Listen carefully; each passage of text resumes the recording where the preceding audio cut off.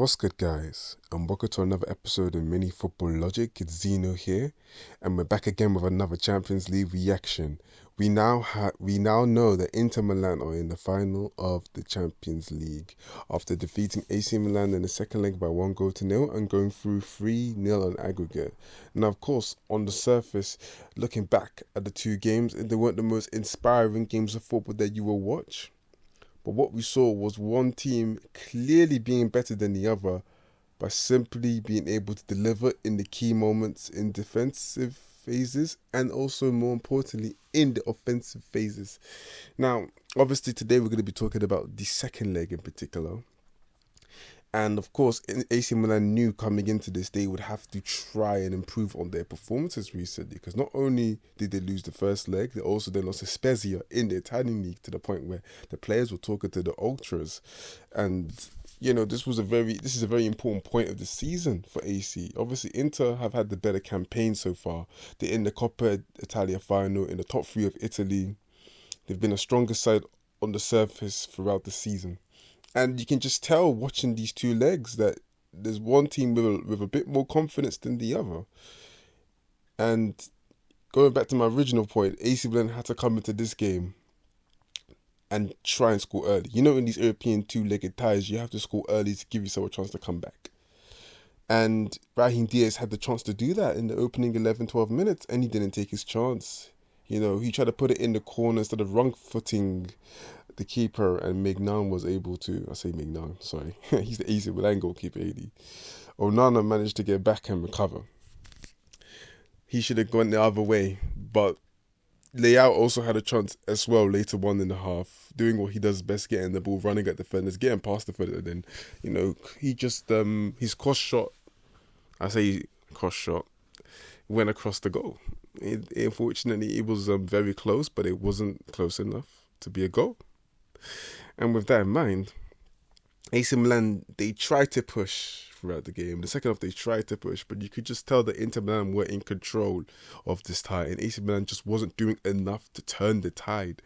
And then in the 74th minute, Lautaro Martinez made it safe. And Inter Milan were able to comfortably see the game out. So now we know one of the finalists for the Champions League, and we shall see if the other semi-final produces a clear winner, and we'll see what will happen in the final. But all in all, this has been a decent season for Inter Milan. They could win 2 trophies here. You can't be mad at that now, can you? You know, obviously, they're in the final of the Coppa Italia and they face Fiorentina. And now in the Champions League final, of course, one final they're the favourites, the other final they probably won't be, because as we know, Real Madrid and Man City are competing for the other final berth. Nonetheless, their performances throughout this tournament have been very encouraging, and they have taken advantage of the matchups they've been having throughout the rounds. And now they find themselves here in the final. Obviously, beating your City rivals to get there, comfortably beating them in the stadium both times, is a sign of intent. Of course, AC Milan have been struggling, especially in Europe. They've been lucky to have the ties they've had, with the Tottenham one in particular. Then they showed their level, really, in the Napoli tie, and showed that, you know, history does mean something in the sense of, you know, European competition. And even though the players don't have much experience, you could say, they were able to beat Napoli in what was probably the shock result of that round, potentially. And then to see how they performed in this tie against their City rivals, a game that doesn't need no hype for these players to go out there and give their best, it's very disappointing to see how badly they performed. You know, you expected a lot more of a competitive tie, but you could just see that Inter Milan were the best team in this tie, and they imposed their level, they imposed their dominance. You know, Lautaro Martinez did his thing up front, Dzeko did his thing. You know, the wing backs worked hard, Damian and DeMarco. I hope I got his name right. It's DeMarco. Let me not second guess myself. Di Lorenzo facing Napoli, and I was worried I was going to get the names mixed up. Nonetheless, Çalhanoğlu controlled the midfield, you know, alongside Barrera. Look, at the end of the day, AC Milan, after winning the league, lost.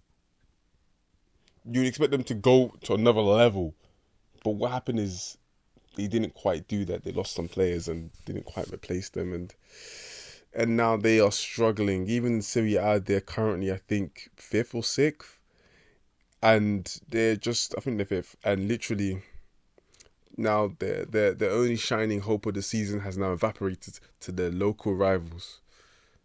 But nonetheless, Inter Milan deserve it. They were the best team in the 2 games overall, and they fully deserve their place in the final. But now they're going to have to face being the underdogs if they're going to win their first Champions League in 13 years. Where they were also the underdogs, kind of. People saw Bayern Munich as the favourites, but really and truly, Inter Milan should have always been the favourites because they knocked out the reigning champions in Barcelona, infamously. Nonetheless, they got to play against Real Madrid or Man City in this year's final. And obviously, I'll be reacting to that in the next episode tomorrow. But all in all, Inter Milan have given themselves a chance. 50% chance. It's there. They've done it. They've earned their right. And they got to play against Man City or Real Madrid in the next tie. So we shall see who they face. Nonetheless, I hope you guys enjoyed listening. Be sure to subscribe on YouTube and or follow the podcast on Spotify. Nonetheless, hope you guys had a good time listening, and I'll see you in the next episode tomorrow. Mini Laje.